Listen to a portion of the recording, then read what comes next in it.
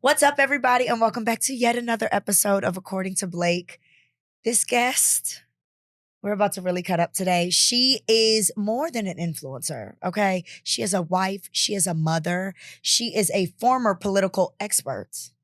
And I guarantee you that you guys have taken some clothing inspo, some beauty inspo, some body inspo from this lady here. I'm so excited to be joined by the definition of style and substance, Tenicka Boyd. Hey, girl. Sister. We're about to really chit-chat today. Oh, let's do it. Okay, so I do want to start at the beginning. Tell us where you grew up and about college. Because you went to HBCU just like myself. Yes. And that's how you met your husband. Absolutely. So I grew up in Milwaukee, Wisconsin. Not the most fab place, but a place nonetheless. But I'm really proud of my parents, right? Like they didn't have a lot of resources, but they knew like education was really important. So I went to Tennessee State University, had a great time. I met my husband, Mr. B, the love of my life. We're gonna get into that. You've been doing more Mr. B content. I have been doing more Mr. B. Well, Mr. B has been trying to do more content. What I allow him to do. Yes, okay. yes. Okay, so you went to Tennessee State. Yeah, had a great time. Went to grad school at University of Michigan. Got married super early. Had my daughter super early. Went on to work in politics for President Obama. Did a lot of domestic policy work, and then I came to New York. Let's talk about working for President Obama and the Obama administration. Did you always have political aspirations? I wouldn't say political aspirations. I grew up in a family that was political in general. So it was kind of the family business, like not politicians, but like organizers, like people who got out the vote, people who were civically minded, Black Panther here, NAACP, secretary there. So like it was always there. To whom much is given, much was required always.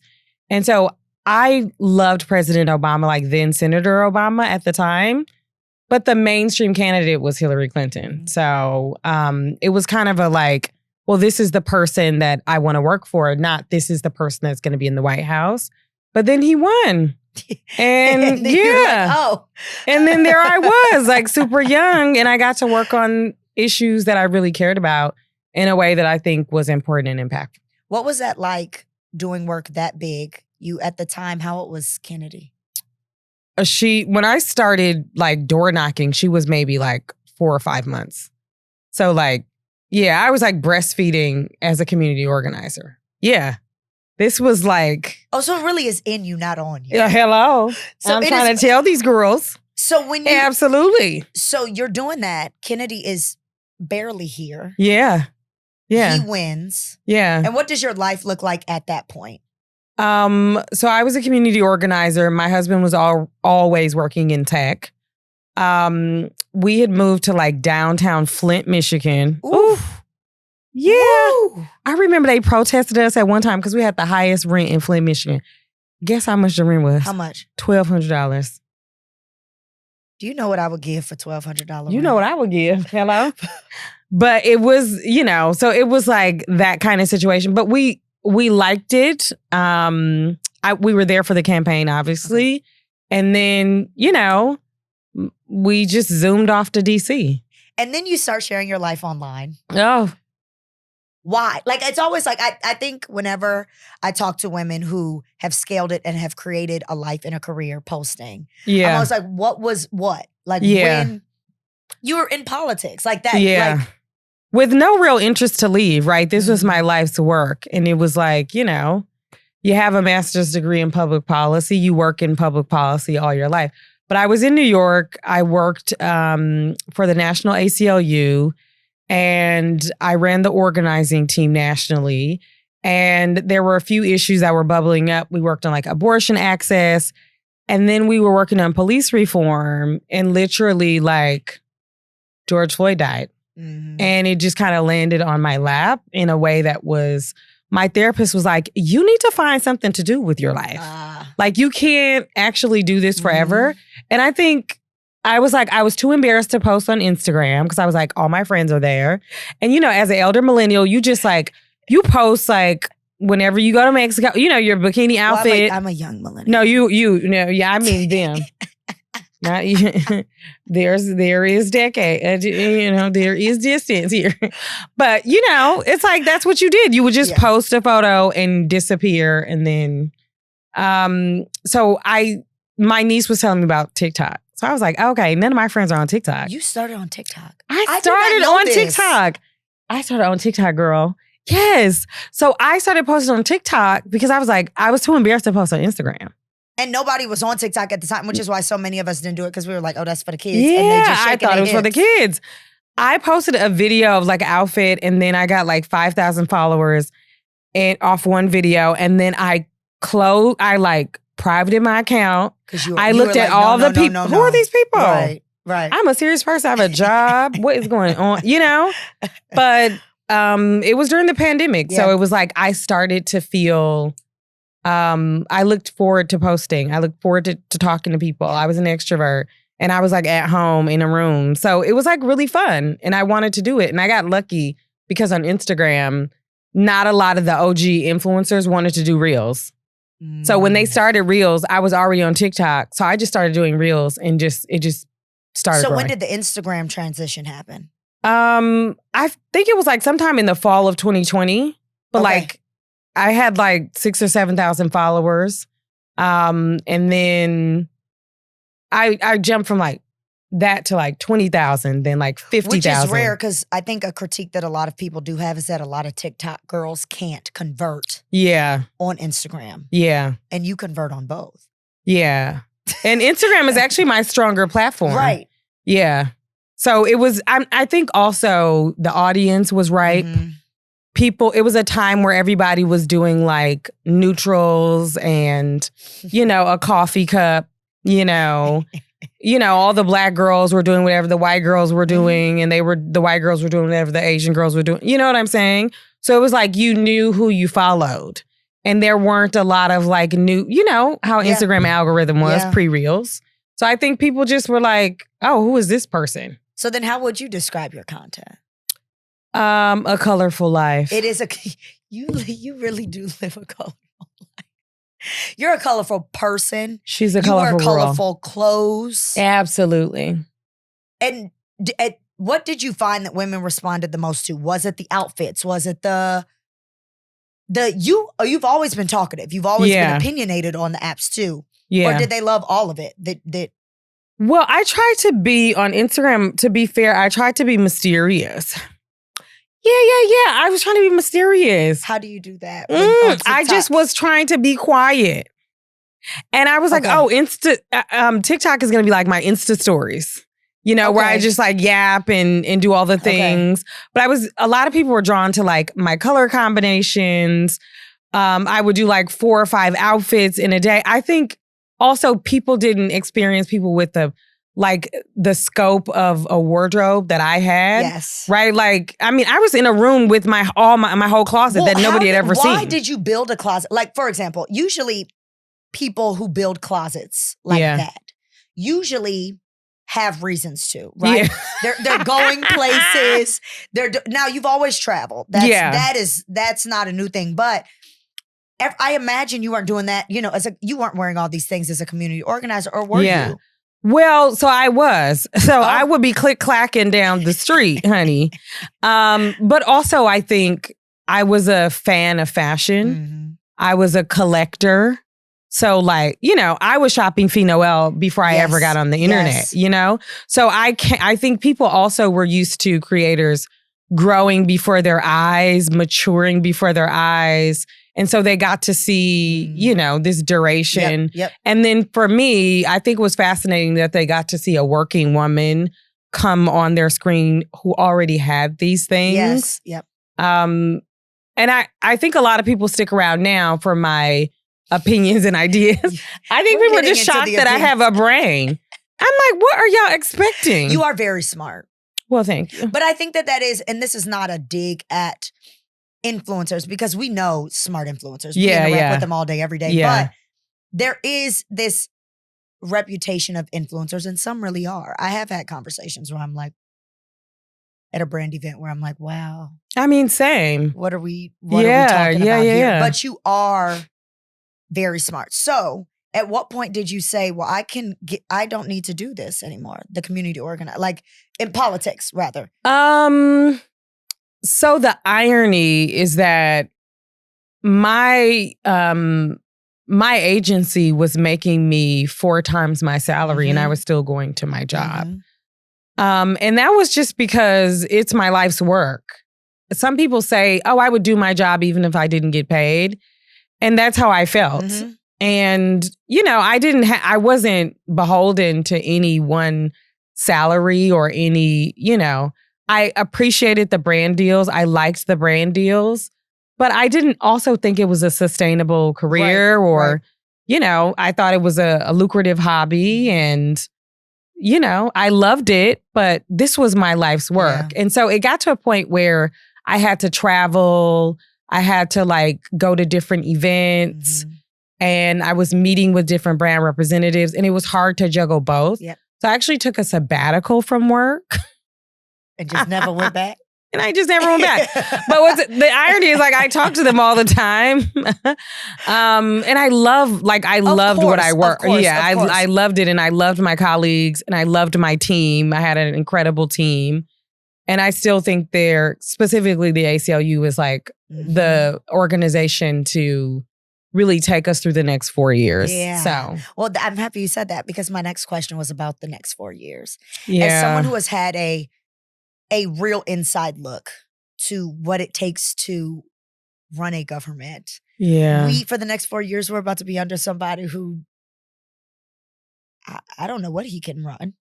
So what's not necessarily, we know where you stand on it, but as someone who is truly a student of this, how are you feeling about what we're about to embark on? I'm feeling uneasy. I mean, I'm a deep progressive, multi-generational deep progressive, whole family, truly believe in community, truly believe in contributing to the world we want to see. And, I grew up to a grandfather who believed that, you may never see freedom in your lifetime, but it is your job to lay the next brick for your grandchildren. And in a lot of ways, this feels hopeless, but we've endured so many things. And I think it's a good time for me to, personally, in a selfish way, and you and all the rest of the Black women in the 92%, to focus on ourselves and what we want to see. And instead of throwing ourselves consistently on the grenade. But you know what I'm saying? Absolutely. What do we want? While also keeping our eyes on what's happening, because we know all the policies that will pass will also affect us negatively, and especially Black women who don't have the resources that maybe some of us have to even be able to opt out of some of these conversations. And the thing about you that I love, the duality of you, is that you understand the world we live in. You understand, like you said, that we don't vote for the betterment necessarily of ourselves, but for those that can't vote for. However, you make it very clear that you are a woman of means. I have a little means. You enjoy being a woman of means. It is something you talk about on your lives, on TikTok. Anytime. I love when you talk about you are a rich mother and a rich wife. Yeah. What does rich mean? When you say I'm a rich wife, what does... You know what? I think if I can just weave in a little bit of politics, I think that so much of the conversation is dominated by white women. And there's a perception of Black motherhood that is so lowly. It is, and it's not even about economics as much, but it is so depressing.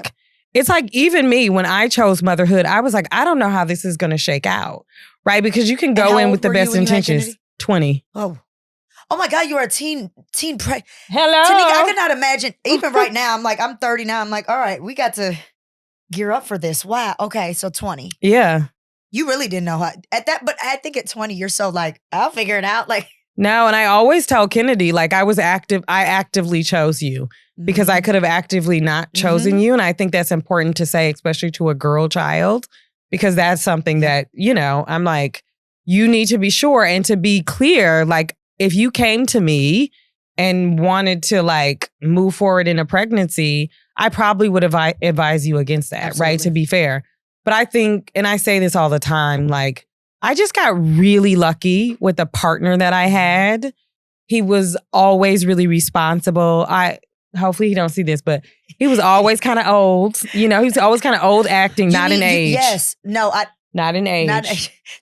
Guys, not they met age. each other at college. We met each other at college. Okay, because the girls. But that's important. Yeah. For girls like us, that are these extroverts and these stars. It can't be two stars. Yeah, he'll not two extroverted stars. He'll be asleep by the time I get home. You know what I'm saying? Like barely. Yeah. So that's like, I think that's important. But to the rich mom piece, I think so much of Black motherhood is like depressing and challenging. And also when you have a little bit of resources, especially after you grew up poor, you know, you have such a critique of wealth, or you have a critique of people who are upper middle class or have access to means. And my first reaction was to like, not necessarily lie about it, but to be like, well, not really. And then I was like, you know what? I could make a parody of this situation. Yep. My daughter is always like, you know what? It is what it is. We are who we are. We are lucky. We are grateful. It's not all of who we are, but like, you know, we're lucky that we have the resources that we have. And so you talk about having a partner. And I think Asia was on the last episode. And I think it is important because as a single woman who loves TikTok, we are inundated with all of the terrible things. I'm inundated. You're inundated, which means it's real, right? It is a real situation. But I have tried to make it a point to highlight what is good in Black love and Black men who are good. And you have a good one. I do. But let me say this. And I have friends who are in partnerships, marriages, who I get to witness. And so I don't feel like I'm an only one situation. I have two aunts who are in beautiful marriages that I grew up watching and seeing. But I also saw men who, frankly, they just weren't socialized to respect women. They weren't socialized to like women. I think people sometimes see me and think I'm like a traditionalist and like I believe in like gender because roles. The parody, and so they assume it's like, Tenicka works, y'all. Miss Mamas. Tenicka does contribute just because she has a man who's like. Yeah. Now, I don't necessarily think you should be Big Mama. No. You know, I don't think you should be passing out coins to your boo. I'm not a fan of that. I definitely don't think you should be, you know, in the upper six figures or wherever you are and you just deciding like, oh, I want to find the next person who's unhoused, perhaps. No. It's getting cold. Yeah, listen, they're coming for homes and apartments. They're looking for heat. So I'm not really a fan of that. I think there is some socialization. But I just think for me, good is about respect. It is about financial fidelity. It is about having similar hobbies. It is not this. I'm not a fan of enduring anything, frankly. I'm not a fan of any of that. I don't want to endure DMs. I couldn't endure you liking somebody. My husband don't know his password. He have a 9 a.m. alarm. If I don't post by 9 a.m., he won't like the post because now he's working, you see. Yeah. So he has an alarm to go online to like my content and go on about his day. And I kind of appreciate that. Yeah. So I just like serious men. And I think there should be less advice given to women because most of the women that I know, we have been socialized in all the right ways, right? To like go get education, to be smart with our money, to do all these things. But where are the partners who are able to receive those kind of women who aren't deeply, deeply invested in misogyny and patriarchy? And I'm just not interested in that. And you have a beautiful daughter. Yes. Who is in college, which is crazy. The fact that you have a college-age daughter is Tell me about crazy. What do you, like, what has her example then been like? Like, it seems like she has had such this wonderful example of, I have a mom who literally does it all. Yeah. I have a dad who does it all too, but just lets my mom soar and be her and dotes on us. Like, why was it important for you to cultivate that space and those examples for Kennedy? I don't think I was as intentional. I think I knew that if I had a partner who was invested in me as a person, as a human, and could understand he had to like be consistent with undoing all the ways that patriarchy and misogyny showed up. I mean, Kennedy is his world, you know? Like, this is his person, you know? She looks just like him. They look just alike. They act just alike. They talk. I mean, they are, you know, he's obsessed. And it's been like that since she was a kid. I mean, as a young mother, as a like uber young mother, and now Kennedy's getting close to the age. Yeah. I'm like, do I look like somebody's grandma? My God in heaven. That, talk about full circle moment. Oh my goodness. But you know, it's like, even when Kennedy was a baby, he was just always on top of it. And I needed that in order to be, you know, in order to like work, in order to be like fully functional, in order to finish grad school, you know, like I needed that to be a human. And so that was really important for me. And I just feel incredibly lucky that he understood, like he needed to show up as like a full human who was like able to make room for me. And you yap. You're a yapper like myself. Y'all, I will be on TikTok and I'm like, oh, Tenicka's on live. Tenicka's on live. I don't think people realize how funny you were until like you started going live. And you will talk about everything, Tenicka. Oh. Do you ever okay, and this is, I think, a situation that a lot of us in the past year have really had to face, right? Yeah. With the conflict in Palestine, with, you know, the election, a lot of influencers deciding what we are and what we aren't going to speak about, right? Yeah. Because this is a business. Yeah.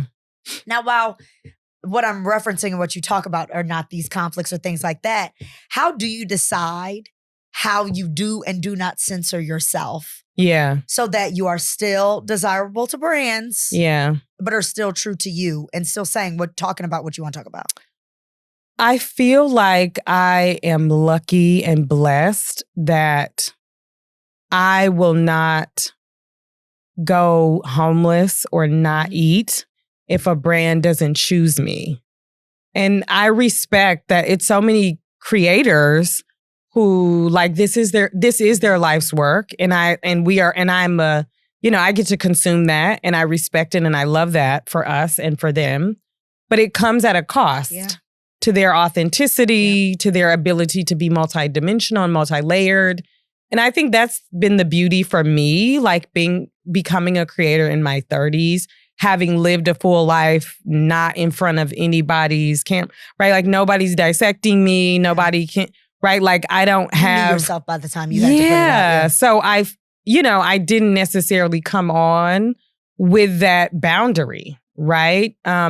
I think the conflict in the Middle East has become probably the biggest conflict that I've seen online, like that I've witnessed as a creator. Yep. And I think being able to talk about it in a way that's interesting and or helpful is probably where I try to like weigh in. I've tried to not make myself an expert because I also think that's just really dangerous. It is. I'm not an expert. I'm a smart person, but that doesn't mean that I'm an expert on anything. And so that's what I try to do. I also just feel like people feel like they FaceTiming their cousin, or you know what I'm saying? Every time I'm on, I feel like I always comment, Tenicka, please. Like that's all that It is what it is. I think that's what the girls want to see. And I think it's surprising though, when they ask me something serious and then I switch to a very like intellectual or academic response, because some things just require that. Absolutely. And I just think people are fascinated by that people who are visible online can be multi-layered. I don't know why, but because I know multi-layered people online. Absolutely. But they don't necessarily feel comfortable because they're trying to get as much money as they can. And there's a lot of discourse right now around like, around the yappers, right? Yeah, Like the type of content where it is they talk, right? Mm. Which I love because I love opinions. As an opinionated girl, I Yeah. love opinions. How do you feel though about the yapper content and its threat to critical thought or to, like people Yeah. don't think anymore. The reality is social media, while fantastic, it has truly caused it has stunted Yeah. critical thought and things of that nature. So It's anti-intellectual. Yes, Like there's an yes. anti-intellectual movement that's happening online. People are going to, TikTok for their source of news, which can be really Podcast, and dangerous. Not even to Yeah. the podcast. Yeah. I talked about it on it. Yeah. But I think the onus is not always on the creator, Yeah. right? There should be some level of like you should be going to 3 or 4 different sources before you decide on an issue, Mm-hmm. right? I think the challenge though is a lot of people feel like there's competition Mm-hmm. and who can dominate in these spaces. And I think that's the issue. But I love a yapper. Me too. I don't mind it. And I think, Sure of course, don't. like I said, this is a business.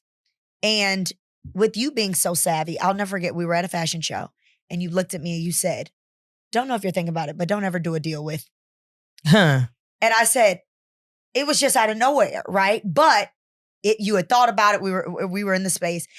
And being a woman who is so savvy, right? I imagine that you have not had to endure a lot of the kind of like some of the mistakes that we've made, right? Financially as influencers, like not accepting this or taking this rate when we should have taken that rate. How have you navigated the finances of influencing and staying savvy in it so that you don't get screwed over like a lot of these creators do? I think just having a agency. Mm-hmm. I mean, I had an agency right out the gate. When my agency approached me, I was just like, me? I have a job. What do I look like selling hair online for $500? Like, girl, what? No. Right. I'm like, not doing that. I'm a serious person. Absolutely not. So, but then I quickly learned. That's what I'm like now. I'm like, and then I said, the coins are right, there. It ain't $500. Hello, the coins are there. I think the benefit of having a traditional 9-to-5, having taxes been taken out, having a 401k, mm-hmm. right? Like having all these things already, I think it just made sense for me. Yeah. I was really lucky. I think the issue with financial mistakes, and I don't know if this is a financial mistake, this is kind of a segue, but I think there is some financial inequity as a Black creator when you are working very hard on a project and you find out a white counterpart is getting paid X, Y, and Z. I think also it's really challenging when you want to work for a dream brand that you've mentioned for 2 or 3 years. You have, and they want to see metrics. They want to see blood. They want to see sweat. Tenicka. They want to see up under disclosure. They want to see everything. Yeah. Because you're a Black creator and somehow twice as good. your Black base of, supporters, somehow this won't translate. It's like, girl, and we do this. Your girls buy. Yeah. You were putting, like you said, you really were putting girls on to Fee Noel. But you know what? Our girls buy. Yes. Right? Like we share, right? Like yes. We have, for whatever people say about like Black people and Black followers, which I think there's a lot of stereotype in that. And I'm so lucky I don't get to like dwell on that mess. But it's like they are loyal. Mm-hmm. And I, as a consumer of creators, before I was a creator, if they told me to buy it, I would buy it. Yep. Even if I didn't like it, if I tried it on and didn't like it, I would put it, I'm like, oh, that didn't really work out for me. Yep. Right? But like, this is my girl. I trust her. I like her. You know what I'm saying? And so this whole like, meanwhile, you've got a white girl throwing up on her dress and shirt and all kind of things. And repacking it. Yeah. And taking it out of her next. And they couldn't sell me this water for free. You know what I'm saying? But as a Black creator, it's like you're constantly having to show your value And I think that's one of the things that I've been surprised by and shocked by. And also like, I don't care how your follower count is. Somebody is always going to think it needs to be higher. You will constantly be in a hamster wheel. And that's when I realized like, oh yeah, no. So when did you stop caring about the followers and the... I don't think I cared about the followers. I think I was, first of all, I was spooked. Because who are these people? That are invested. And why are they liking? You know, They're it's just like loyal. you're going through all They're the loyal, they're consistent. people talking to you. Yeah. You know, I think at first that's how I felt. Now it's like some of the same 50 people that comment, they comment every time. Yeah, that's and what I've so noticed that's too. what I like. Yeah, me and too. so I talk to them. Yep. I ask them certain questions. They'll notice if, you know, they want me to do a what to wear to this event. Mhm. Then they'll they'll DM me. I've appreciated that aspect of it. I think the more I realize that there are people who have millions of followers on TikTok who couldn't make $5,000 a year off content. It doesn't, I was like, oh yeah, it doesn't actually matter. It's all in how your agency or you or whoever's representing you sell you, what you offer, your audience, the story of you. There's so many things that matter more than the follower count. So, and you've mentioned a lot, you've spoken a lot about perception. Yeah. I once made the mistake of going on Lipstick Alley and searching my name. Oh. Now somebody told me that early on, don't do that. Oh, I've never, oh. I hope they don't talk about me on it. They're miserable. I know they do. I know they talk about you. You live a good life. It is like, and the things that we're talking, they grasp at straws. I say all that to say, do you feel self-conscious ever when you walk in these spaces, when you're around these people? Do you ever wonder like, I wonder what people are going to think when I post this? Or like you said, you are now where you're like. I might sound a Lulu, honey. I don't. But see, I've never looked myself up. Don't do it. Oh. I don't encourage it. Me and Asia did it. Oh. We were like, just mean. Like, it's like viscerally mean. Oh, oh, okay. You're like, can't relate. You're like, no, I don't care. No, somebody told me very early on to not do that. Mm-hmm. And so I was just like mentally like, I was just like, no. Do men ever find your content? Sure, but they stick around for like, I'm assuming you mean. Well, I mean men who heterosexual. We'll see the take and be like, you take some about like talking about being a rich wife. You know what I'm saying? And then it's. Oh, every time, if I'm doing, like, there are times where I'm walking from the gym or like walking and I'll like quickly grab my phone and say something a man said to me. And it's usually crazy and snazzy because we live in New York City. You got that body. Yeah, BBL but also allegations. However, it's also these men in New York City. Yeah, absolutely. Like they'll say anything. Absolutely. And so I'll just like quickly say what's happening. And then you'll get men who just like lay it on. They just say the craziest thing. What's the craziest thing a man has said under a video? The craziest? I don't know what's the craziest. I think the one I get most frequently because they believe that singleness is an insult. Mm-hmm. And I think, so they'll say like, you don't even got a man. You know. Little do they know. Yeah, little do they know. But even if you didn't. Yeah, that's the point, insult, right? And I think also I've learned to not respond like, oh, I do have a man, because I think it adds to this like, child, you know these married women, honey. That's their whole personality. I'm married. So. How do you keep it not your personality? I mean, it's just not.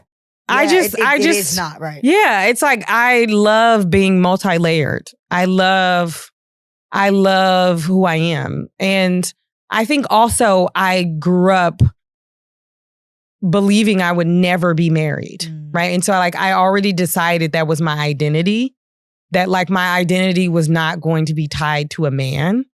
And so like I love my husband. Absolutely. He's absolutely great. And I also really enjoy being his partner, you know, like it's something that I really do enjoy. But it's just like, I think the institution of marriage needs a little PR. And the PR is awful. Yeah, but also people act like it's the highest and greatest thing a woman could ever do. And I just think that's a trap. Especially, and I think it's wonderful to hear from a woman who is married. Yeah. Because like you said, you talk to a married, she figure it out. Like, I'm good. And like you said, there's always been this onus. And I'm so happy. I was just having this conversation with my friends that they're no longer telling us that when people ask like, well, Blake, how don't you have a man? I love that the narrative is no longer like, well, you just got to do a little bit more work on yourself and he come in. That's what they're saying? Especially in the past, it was heavy. It was like, that just must mean that you're not ready, that you just got a little work to, like, now, far less. I think now we're realizing like the reward for self-work is not a man. No, absolutely not. I mean, also, I think specific to Black women, Black American women maybe, women who were like socialized in America, I think we just, I don't know. Let me speak for my household. When I was growing up, we had to do the dishes. We had to clean the bathroom. We had to get all A's. We had to be in activities. My brothers they were laying around. They were told that they could always come back. They were told that they could marry anybody. Mm-hmm. We were told this is the kind of man you could marry. This is the kind, like if you did not do what you need to do, like your challenge in life was going to be teen pregnancy. I barely made it. Amen. But you know what I'm saying? It's like that's what it was. Yeah. And so I think, you know, the issue is almost never the women. Not for my experience. I mean, not that I want to say never, but we're gonna go with almost never. Okay, so shifting gears a little bit, you travel a lot. Yeah. Which is so important. You are so well traveled. Your daughter is well traveled. You'll post photos, and it was like you were taking her everywhere with you. What have you learned from traveling with your daughter? I've just learned that it is so vital. I mean, I say this all the time, but this is exactly the kind of parent I wanted to be. And it's also the kind of parent that I didn't see. Right? Like, I never saw Claire Huxtable traveling. I liked Claire Huxtable, but I want to see her traveling. Yeah. You know what I'm saying? I wanted her to be many things. And I'm in my imagination, she was. But right, like I didn't actually see it. And so I wanted that to be true for me. And I didn't allow some of the things that people told me to like ruin it for me. So like people were like, oh my God, I would never raise a kid in New York City, you know, like, and I was just like, wow, I don't think I could ever not raise a kid in New York City. Maybe the suburbs, but you know what I mean? Of course, right. There is something about raising a kid in a multi-dimensional, just like very diverse in all aspects city that I just see the way she thrives at Spelman. And also like raising a child who can like get on the tube in London and find her way around, a person who can like have conversations when somebody is trying to be elitist, which a boy tried to like, he was like, I was in the south of France, and Kennedy was like, where? Do tell. We might have had some crossover. When? You know, and he's just like, Saint-Tropez, have you heard of that? And she's like, everybody's heard of Saint-Tropez. Right? That's old news. And, or just like being able to be culturally competent. Yeah. Having appreciation and value for cultures. Having a lot of empathy, which is like such a good trait that she has. I just really appreciate it. And people were like, why would you travel with a 4-year-old? You know, like, why are you taking a 6-year-old to Paris? They'll never remember it. And it's just like, she remembers it. I remember it. Also, we didn't have a babysitter. You know what I mean? So it's like, makes sense. What has travel taught you about yourself? That being African American is really important. Mm-hmm. It is American culture. It is so rich. And it is like so respected around the world. I think it's also allowed me to think on my feet. Now the hood did that, but also right, like, so I'm like, perhaps a little Milwaukee. I mean, but the hood of Milwaukee is kind of different from the hoods of Rio de Janeiro. You know what I'm saying? Isn't Ramonte from Milwaukee? I don't think so. Ramonte is from Milwaukee. Is he? I hope I'm not I think No, Kyra is from Milwaukee. Oh yeah, Kyra's from Milwaukee. Milwaukee. Yeah, Yes. Kyra's from Milwaukee. The hot girls. I don't sleep on the girls from Milwaukee. Okay, give us a little credit. But I think like just traveling the world, it has allowed me to feel like I can be in multiple spaces. I think it also personally has bridged for me, but I think it's also happening online, like the African diaspora. Like, you know, I am an Afrophile. I love Africa. You said that you are very sad that you are not there. Oh my God, I'm so sad. You were just there though. I was in Nigeria a month ago. Yeah, but you were just, I wanted to go back to Ghana. I decided not to go because my parents are coming all next week. Okay. And then I didn't want to go for a short time. Yeah. So I was like, oh, I will only have a week. And now I'm like, yeah, I might go for a week. A week is better than nothing. Baby. What do you love about Africa? Oh, everything. I've never been. Never? No.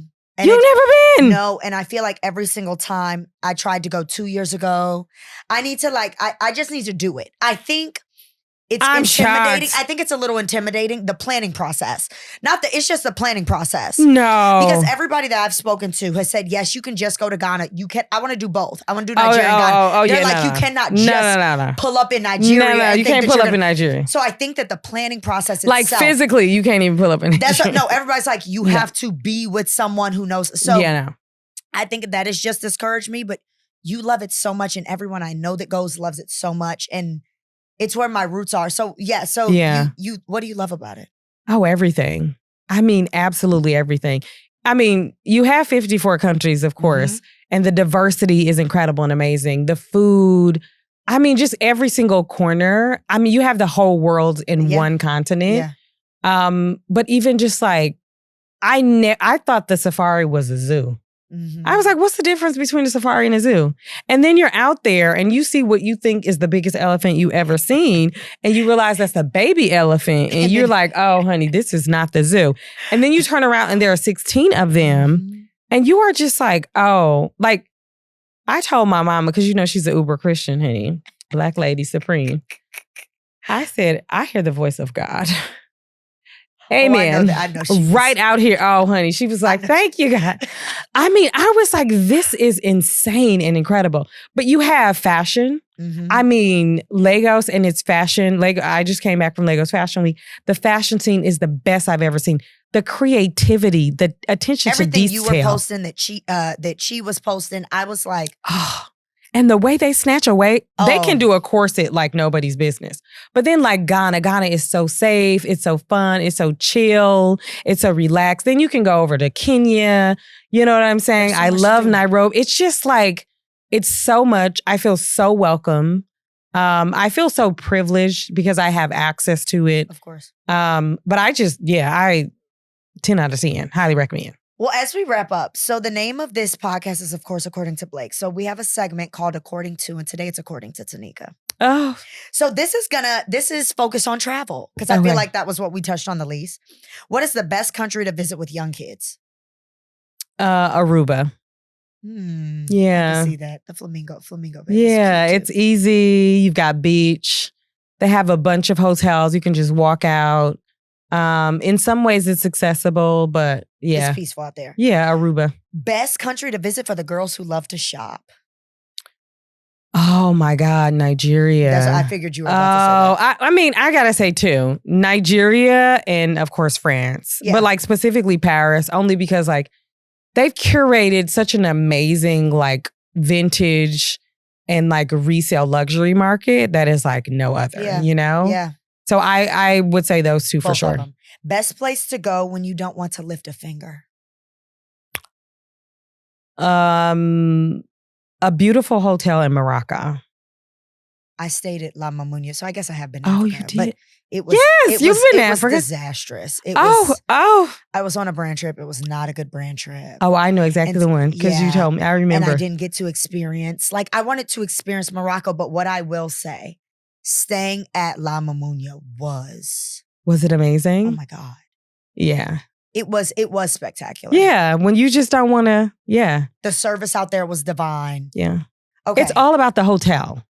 Yes. Because you can pick a hotel like in Grand Cayman, Greece, but Morocco, yes. I should also say Japan for shopping.